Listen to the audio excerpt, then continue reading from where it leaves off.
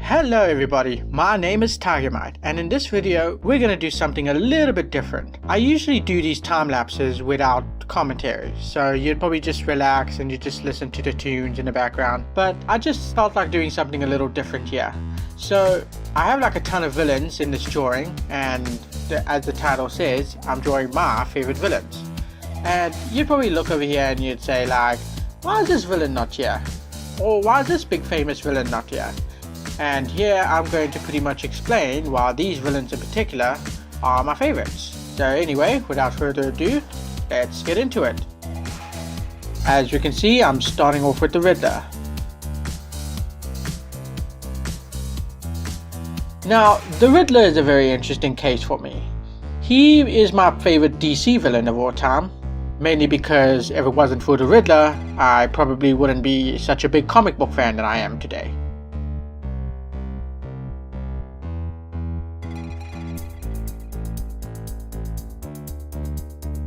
So it's actually a weird story. Basically it started that when I was a young kid. I mean, yeah, sure, I used to watch some of the Marvel movies, maybe some of the DC movies like Superman and so on when I was a kid, but I was never such a huge comic book fan. Same thing with the Avengers. I was following the movies, just not as much.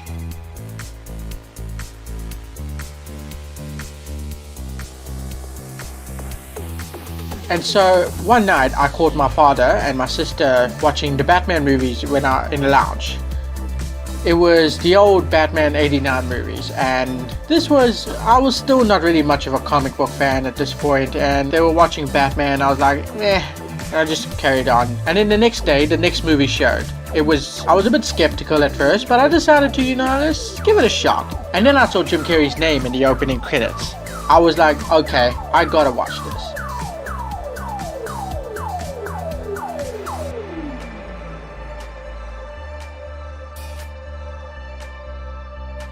As I was watching, I was like towards the middle of the movie after Edward Nygma revealed himself. I told my dad that Jim Carrey is in this movie. He plays some sort of scientist guy or something. I wasn't really familiar with Batman villains back then, so I assumed that this was some sort of mad scientist. And then he says, oh yeah, he plays the Riddler. And I was like, the Riddler? Oh, so a villain that does riddles. That sounds like a cool concept.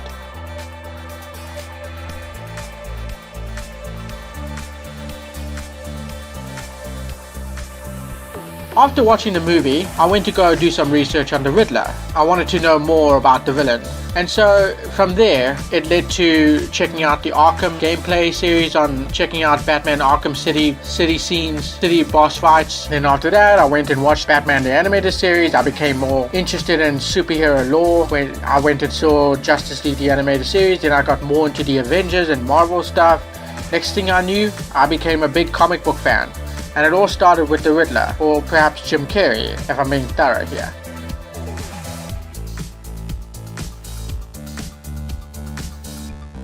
The Riddler is also just a very interesting character, because even to this day he's still my favorite, even though I'm more familiar with other characters. And I just love how he could be this jigsaw / Zodiac killer type character. I mean, sure, he was like a little campy, but he has shown his serious side every now and then. I loved him in Gotham, I loved him in Batman the animated series. He's just such a cool character.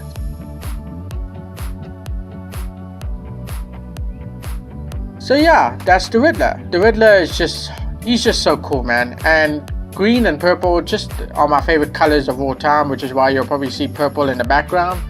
But yeah, the Riddler, he's just so cool. And I'm very excited to see him in the Batman movie. Like, for the longest time, I was really hoping that we'd see the Riddler in a live-action Batman film. Even if he was like gonna have a cameo like in the DCEU. But now we've got an actual darker version of the Riddler about to show up in the big screen in the Batman. And so you have no idea how excited I am to see that movie.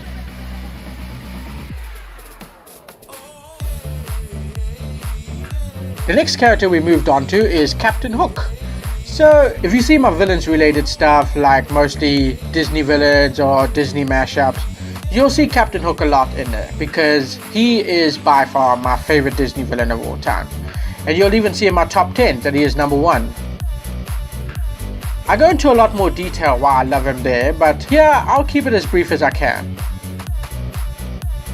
So basically, Captain Hook is one of the earliest Disney villains that I've seen on screen. He just had such a great first impression.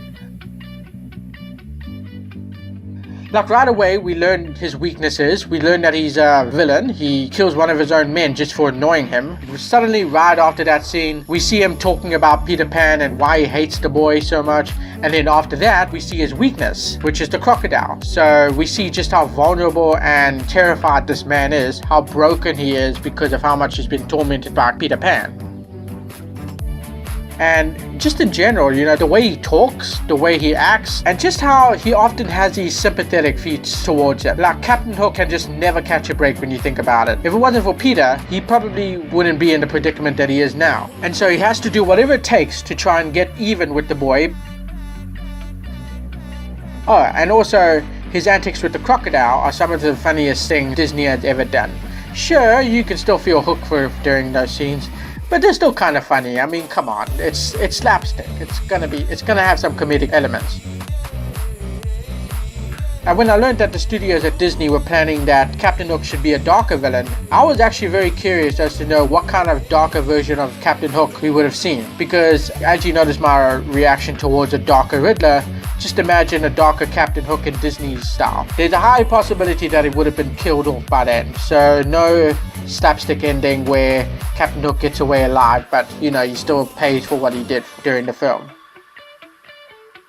But yeah, Captain Hook is just very interesting to me because while you got the serious guys like Scar and Jafar and Maleficent, I just felt like Captain Hook just stood out from them to me because, I mean, he's always the underdog towards the other villains despite always being on the main paper. And I feel like not many people give him enough credit that he deserves. I also especially loved him in Return to Neverland. That movie is kind of a guilty pleasure of mine because I just realized that not many people like it so much.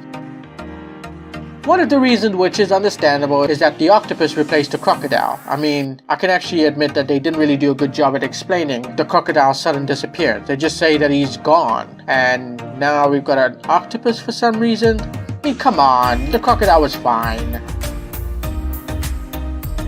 Another reason is that they've kind of replaced Wendy with Jane and so on, but I mainly love that movie because, I mean, we got to see more Captain Hook, and not too long ago that I found out there was a deleted song from the film where Captain Hook would have had a villain song of his own. It's called I'll Give You One Guess, and I've listened to it like so many times. I just found it really catchy, and it kind of makes me disappointed that it didn't make it into the film. But yeah, in Return to Neverland, I just felt that Captain Hook was done so well. Like, he may have been even better than he was in the original film. I'm just saying. But yeah, that's why Captain Hook is one of my favorite villains of all time. If you want more detail on why I love him so much, I'll leave the link in the description below towards my top 10 favorite Disney villains. The next character I'm talking about is Plankton.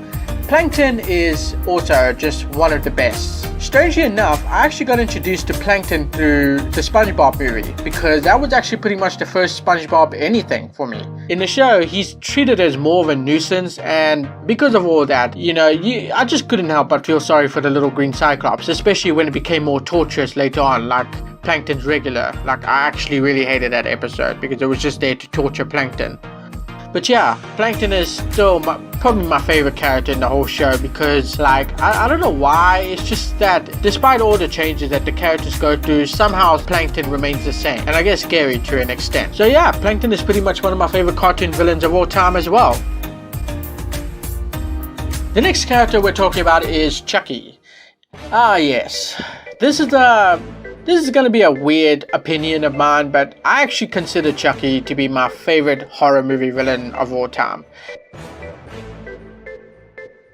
Yes, I know, Michael Myers, Jason Voorhees, Freddy Krueger, Samara Morgan, and Pennywise as well.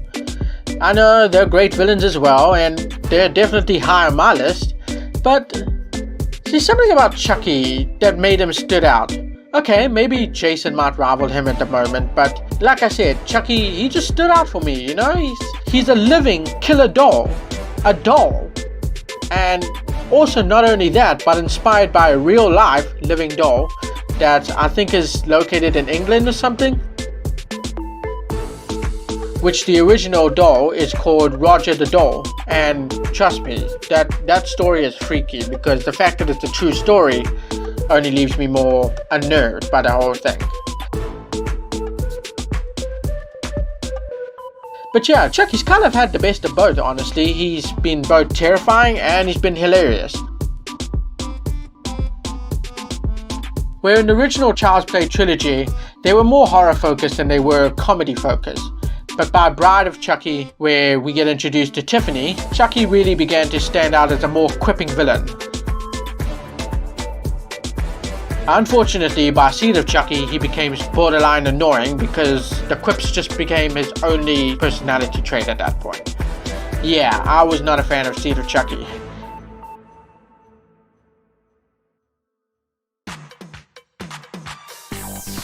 After that, however, we got the best of Chucky once again through Curse of Chucky and Code of Chucky.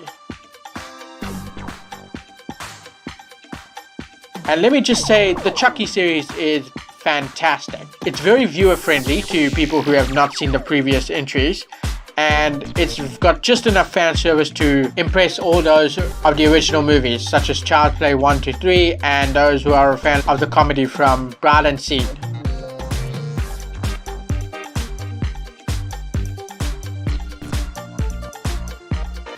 I also love the LGBT representation in that movie. Like, it does it in a way where it's not being too forceful, but also being explicit in a way where it's still an important part of the story without being too preachy about it.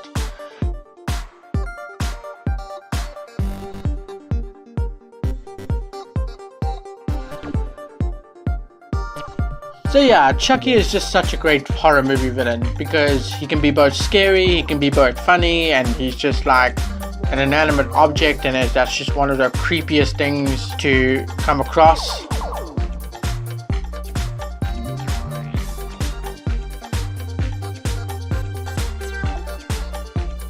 And Chucky also has some of the best kills in horror, which happily follows by in the Chucky TV series.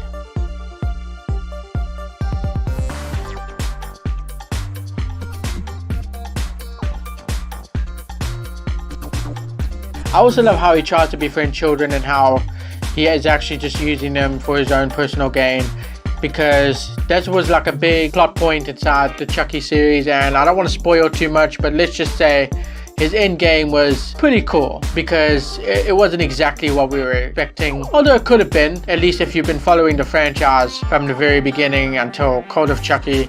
They kind of expand on a lot of things, and yeah, even though it's like more lore stuff to get into, it's not too bad, honestly. It's just like, if you just still watch it for the sake of Chucky, it's really not that bad.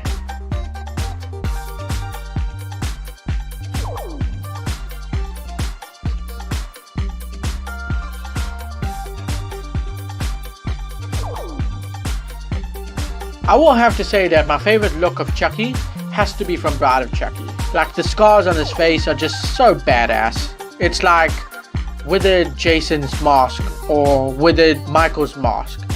It's like one of those where it makes him look pretty badass while also scary at the same time.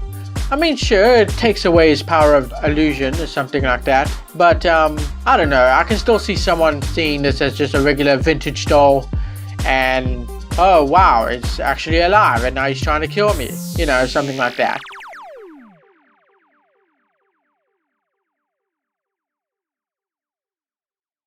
So yeah, I highly consider Chucky as one of my favorite horror movie villains of all time, if not my favorite.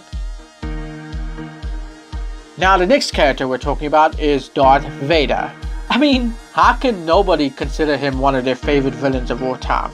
He's like probably the original, you either die a hero or you live long enough to see yourself become the villain, which is still one of my favorite quotes of all time because I actually really like that trope where a hero like Macbeth, he starts off heroic and well-meaning, and then over time he slowly starts to turn into the villain of his own story. I love stories like that, and it's present in series like Breaking Bad, Attack on Titan, and so much more. But yeah, Darth Vader is like the original of that. How he starts off as a well-meaning heroic character. Like if you've seen the Clone Wars, you see just the kind of hero that Anakin was, making his fall to the dark side actually more tragic. But that's another thing though. When Anakin does become Darth Vader, he becomes freaking badass. Like, he may have been like just a secondary antagonist in A New Hope, but he still had that presence to him that made him like one of the coolest bad guys of all time. But then by Empire Strikes Back, where he leads the movie as the main antagonist, also giving us one of the biggest plot twists of all time, he becomes one of the greatest villains ever. And that is no understatement. Like, he truly solidified that role. And then later on, more Star Wars content gave us more Vader. And I mean, that scene in Rogue One, that ending scene with Darth Vader, mwah, perfection. So yeah, Darth Vader, he's just so freaking boss. Like, how can nobody like him? You can even like him when he was Anakin Skywalker. It's still the same character, and that's what's so great about Darth Vader. He had the greatest redemption arc. His fall to the dark side felt very justified with more expanded content. And yeah, just in general, you know, like Darth Vader, absolute GOAT.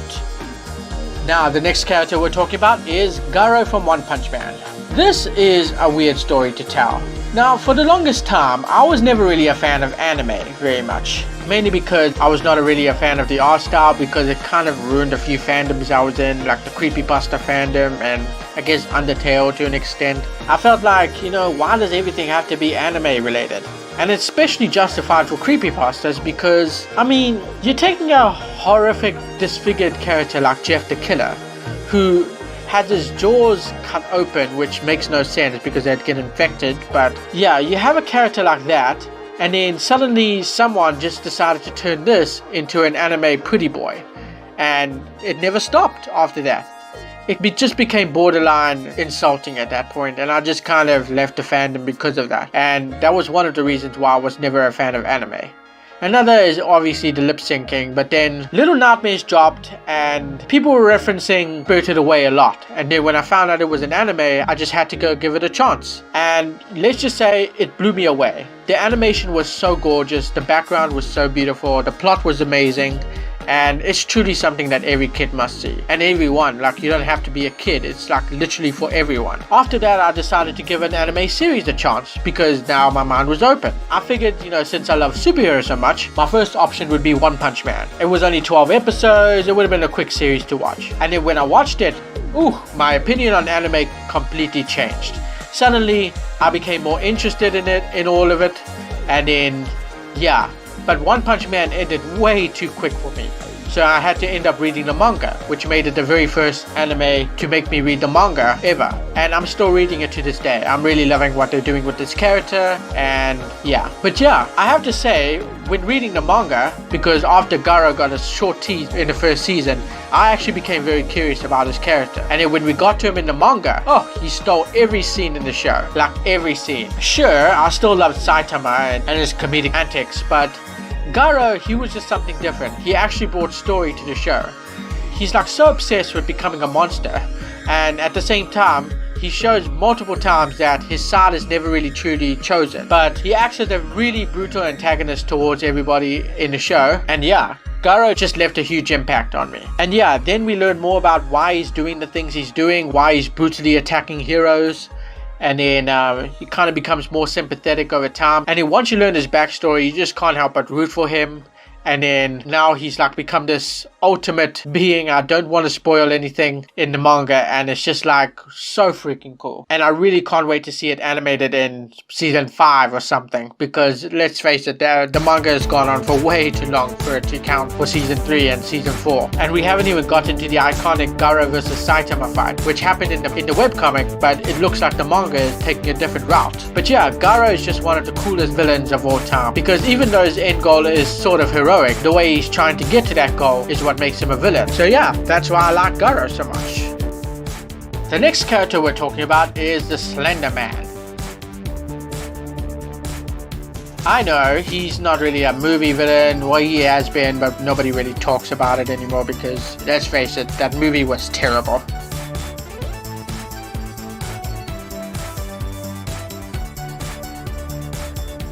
Slenderman is probably one of the first horror villains I truly got exposed to, like the one that actually made me terrified to sleep in my own room.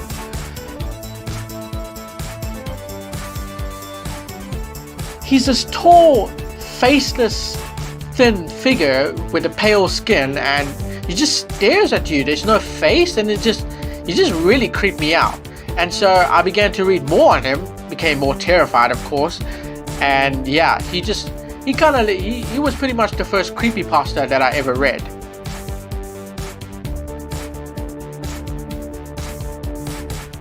And then yeah, from Slenderman I went and got into more creepypastas, which made it harder for me to sleep at night. But the Slenderman, he's just really freaking cool.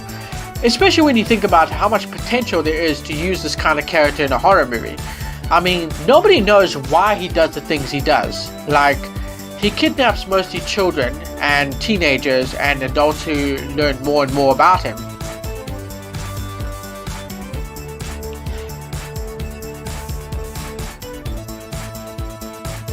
And he seems to have like multiple abilities, like teleportation, slow walking with weird ass footsteps, and if you stare at his face for too long you'll probably like a really bad headache or something.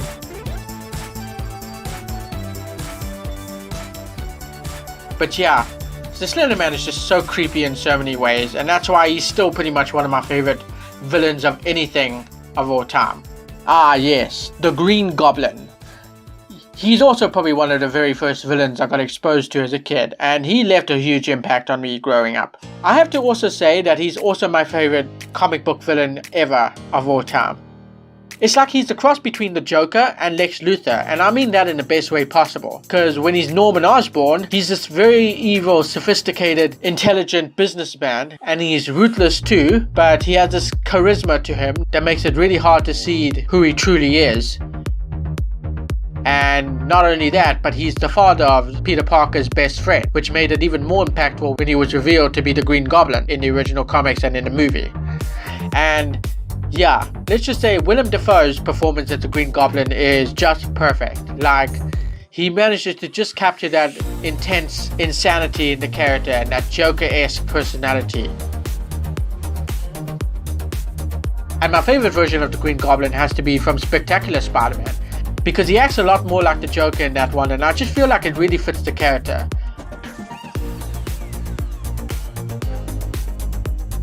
I am not really a fan of the ultimate goblin form of Green Goblin, because him being this hulking giant, it just never really fit the character. Like, we have that role for Venom and I guess Dr. Octopus, these strength-based characters. Well, I felt like the Green Goblin being a little bit more thinner and more on Spider-Man's physique, it really made him a stronger mirror to the hero.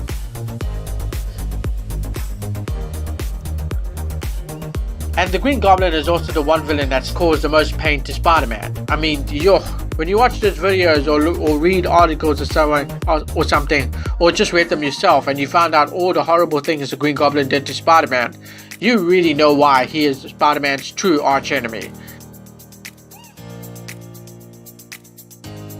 And yeah, he's just enjoyable to watch in general. Either way, that's why I love the Green Goblin so much. Now the next character we have is Bill Cipher. This is another weird choice for me because I never really thought that I'd put him on here. I mean, why does Bill Cipher, of all villains, get to be here? Mainly because he left a huge impact on me when I was watching Gravity Falls. Now Gravity Falls was a show that I felt like I wasn't really going to get into, but you see, I'm also a big Scooby-Doo fan, and I heard that Gravity Falls is a lot like Mystery Incorporated. And so I gave it a shot, and it was nothing like how the promos teased it for me. Like, it had sophisticated characters, a great plot, it had great mysteries, it had great horror moments, and Bill Cipher stole every scene he was in. Like, at times he would reveal that he's kind of goofy and kind of silly, and in the next he's like talking about turning children into corpses. Like, yeesh, they actually made him say that in a kids show. And finally, we have Negan. Yeah, The Walking Dead is one of my favorite TV shows of all time, if not my favorite. Mainly because I loved zombies, and this is a show about a zombie apocalypse. And I will admit though, unfortunately, I only managed to get up to season 6. It was at that point where I felt like it became too much for me. So I dropped it for the whole season, but then I started seeing these posts on on YouTube about how this mysterious new villain has shown up, this Negan character that brought Rick and the gang to their knees. It was something that I just had to see for myself. And then when Negan showed up, whew, he became such a delight. He became so enjoyable. He's so over the top. He's so charismatic. And he was actually a villain that I actually rooted for. And it was not just that, but it's just seeing a villain that absolutely dominated the entire crew was absolutely fantastic. Because even with villains like the Governor, they were always treated as more of a nuisance and annoyance and or something like that. Like Rick and the gang, they never really took them seriously, especially when they got to Gareth and the Terminus cannibals. Here was Negan making the main character cry, like actually sobbing tears. And that was just perfect. And for every scene he was in, he'd always have this smile to him that really added to the charisma. And that's why you see him here with a slasher smile on his face, because he always just had this psychotic smirk to him. But over time, we start to realize that, like Garrow, he's also a villain with a heart. Like, we see over time that he's not as evil as he looks, and he does have some morals, like how much he hates sexual assault. And he's just, you know, overall enjoyable to watch. The way he talks to his bat, and then now we're in the final season, and I really don't want to spoil anything, but I just want to say that Negan is still the best part of this show. Like, every scene he's in is the very reason for me to keep watching. Because honestly, if it wasn't for Negan, I probably still would have dropped the show by now. And it would have been a shame, because the Whisperer arc was fantastic. It really brought The Walking Dead back to its roots and made it one of the best TV shows of all time for me as well. So yeah, overall, with his trusty bat Lucille and his charismatic personality, Negan is just one of the best, and that's why I love Negan so much. So yeah, those are my favorite villains of all time, and I just figured, you know, let me just talk about it, you know, just explain why these villains in particular are on this picture. I just really love them, you know, and honestly, over time, I might add on to this list, because there are still so many other great villains that I absolutely love, that I would love to draw on paper. If you guys enjoyed this video, why not press like and hit the subscribe button, and I swear you will never miss another upload. Thank you for watching, and I'll see you in the next video.